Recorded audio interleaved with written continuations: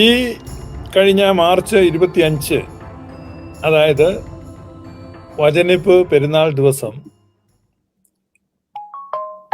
ലബനനിലെ ബെയ്റൂട്ടിൽ പരിശുദ്ധ മാർത്തോമാ ശ്ലീഹായുടെ മലങ്കര ഇടവകയിലെ മഫ്രിയാനയായി യാക്കോബായ സുറിയാനി സഭയുടെ മെത്രാപ്പോലിത്തൻ ട്രസ്റ്റി ആയിരുന്ന അഭിവന്യ ഡോക്ടർ ജോസഫ് മാർ ഗ്രിഗോറിയോസ് തിരുമേനിയെ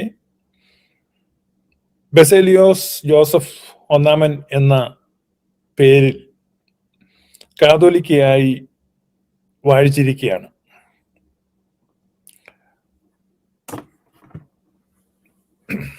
മുമ്പ് ഒരിക്കലും ഉണ്ടാകാത്ത വിധത്തിലുള്ള വലിയ മാധ്യമ സാന്നിധ്യം ഈ കാതോലിക്ക വാഴ്ചയ്ക്ക് ഉണ്ടായിരുന്നു.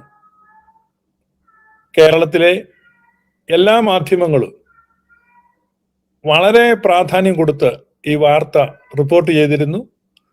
അതിനാൽ തന്നെ സുറിയാനിക്കാർ എന്ന് മാത്രമല്ല, എല്ലാ ക്രിസ്ത്യാനികളും എന്ന് മാത്രമല്ല, ക്രൈസ്തവേതരമായി മതേതരമായി കേരളത്തിന്റെ പൊതുസമൂഹം മുഴുവൻ ശ്രദ്ധിച്ച ഒരു വാർത്ത തന്നെയാണ്. കാരണം വാർത്തകളുടെയൊക്കെ പ്രൈം ടൈമിൽ എല്ലാ ചാനലിലും ഈ വാർത്ത ഉണ്ടായിരുന്നു. ഈ കാതോലിക്ക വാഴ്ചയിൽ ഏറ്റവും ശ്രദ്ധേയമായ കാര്യം, കേന്ദ്ര സംസ്ഥാന സർക്കാരുകൾ ഈ വാഴ്ചയ്ക്ക് തങ്ങളുടെ പ്രതിനിധികളെ അയച്ചിരുന്നു എന്ന് മാത്രമല്ല, കേന്ദ്ര ഗവൺമെന്റിന്റെ പ്രതിനിധിയായി വന്ന മുൻ കേന്ദ്രമന്ത്രി അൽഫോൺസ് കണ്ണന്താനം പ്രധാനമന്ത്രി നരേന്ദ്ര മോദിയുടെ സന്ദേശം അവിടെ വായിക്കുകയും ചെയ്തു. ഇനി ആ സന്ദേശം അവിടെ വായിച്ചു എന്നുള്ളത് ശ്രീ നരേന്ദ്രമോദി അത് തൻ്റെ ട്വിറ്ററിൽ വീണ്ടും ഷെയർ ചെയ്യുകയും ചെയ്തു. എന്ന് പറഞ്ഞാൽ വളരെ മതസമൂഹത്തിൻ്റെയും മതേതര സമൂഹത്തിൻ്റെയും ക്രൈസ്തവ സഭകളുടെയും എല്ലാം സമ്പൂർണമായ സഹകരണത്തോടെയും തികഞ്ഞ ആശീർവാദത്തോടെയും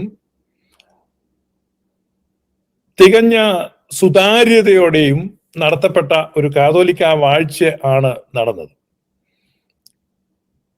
ഈ കാതോലിക്ക വാഴ്ചയിൽ കല്ലുകടികൾ തീർത്തും ഇല്ലായിരുന്നു എന്നുള്ളതാണ് ഏറ്റവും വലിയ വാസ്തവം. എങ്കിലും ആ കാതോലിക്ക വാഴ്ചയിൽ സ്വാഭാവികമായും വിരോധം തോന്നുന്ന, പിറുപിറുക്കുന്ന ഒരു ചെറിയ വിഭാഗം, ആ ചെറിയ വിഭാഗം എന്ന് ഞാൻ പറയുന്നത് ഇന്ത്യൻ ഓർത്തഡോക്സ് സഭയിൽ അല്ലെങ്കിൽ മെത്രാൻ കക്ഷികളുടെ ഇടയിലെ ഒരു മൈക്രോസ്കോപ്പിക് മൈനോറിറ്റിയാണ്. മെത്രാൻ കക്ഷികളിൽപ്പെട്ട അൽമായർ എന്ന് പറഞ്ഞ നിശബ്ദ ഭൂരിപക്ഷമായ മെത്രാൻ കക്ഷികൾ ഒരിക്കലും ഈ കാതോലിക്ക വാഴ്ചയിൽ അസഹിഷ്ണുത പ്രകടിപ്പിക്കുകയോ അവർക്ക് ഇതിൽ അസ്വസ്ഥത ഉളവാകുകയോ ചെയ്തിട്ടില്ല. ഞാൻ പറഞ്ഞ സാധാരണ മെത്രാൻ കക്ഷികളുടെ വിഭാഗത്തിൽപ്പെട്ട ഒരു പള്ളിയിൽ പോകുന്ന ഒരു നോർമൽ ഫെയ്ത്ത്ഫുൾ എന്ന് പറഞ്ഞാൽ ഒരു സാധാരണ അൽമായൻ ഒരിക്കലും ഈ കാതോലിക്ക വാഴ്ചയിൽ ഒരു അസ്വസ്ഥത പ്രകടിപ്പിക്കുകയോ ഒന്നും ചെയ്തിട്ടില്ല.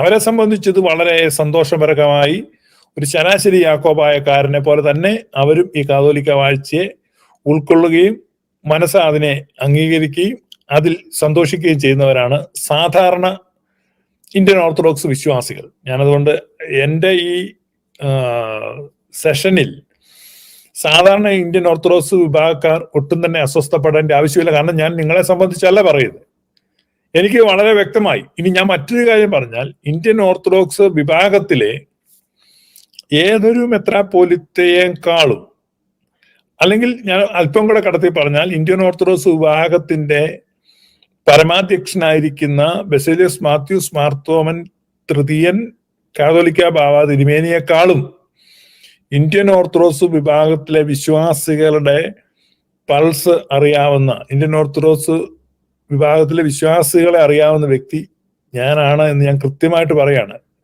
ഇനിയിപ്പം നമ്മുടെ ഇന്നസെന്റിന്റെ സ്റ്റൈലിൽ ഡയലോഗ് പറഞ്ഞാൽ അഹങ്കാരം കൊണ്ട് പറയുക അല്ലടാ പന്നിയുടെ മോനെ എന്ന് ഇന്നസെന്റ് പറയുന്നുണ്ട്. എന്ന് പറഞ്ഞാൽ അഹങ്കാരം കൊണ്ട് പറയുന്നില്ല, ഇത് യാഥാർത്ഥ്യമാണ്. അതുകൊണ്ട് ഞാൻ ഒരു കാര്യം പറയാം, ഇന്ത്യൻ ഓർത്തഡോക്സിലെ മെത്രാച്ചന്മാര് നല്ല വേഷം ധരിച്ച് നല്ല കാറിൽ ഇങ്ങനെ സഞ്ചരിക്കുന്നു എന്നല്ലാതെ നിങ്ങളുടെ വിശ്വാസികളുടെ പൾസ് നിങ്ങൾ അറിയുന്നില്ല. നിങ്ങളുടെ വിശ്വാസികളുടെ ശരാശരി വിശ്വാസികളിലെ ബഹുഭൂരിപക്ഷം വരുന്ന നിശബ്ദ ഭൂരിപക്ഷം ഈ കാതോലിക്ക വാഴ്ച അംഗീകരിക്കുന്നവരാണ്, അതിൽ സന്തോഷിക്കുന്നവരാണ്, അതിൽ സ്വകാര്യമായി അഭിമാനിക്കുന്നവരാണ്. എന്ന് പറഞ്ഞാൽ പൂർവികമായി മലങ്കര നസ്രാണികൾക്ക് യോജിച്ച വിധത്തിലുള്ള ഒരു വ്യക്തി കാതോലിക്ക ആയിരിക്കുന്നു. അതിൽ സന്തോഷമുണ്ട്. അവർ മനസ്സിൽ അവരുടെ കാതോലിക്കായിട്ട് ജോസഫ് മാർ ഗ്രിഗോറിയോസിനെയാണ് അവർ സ്വീകരിച്ചിരിക്കുന്നത്.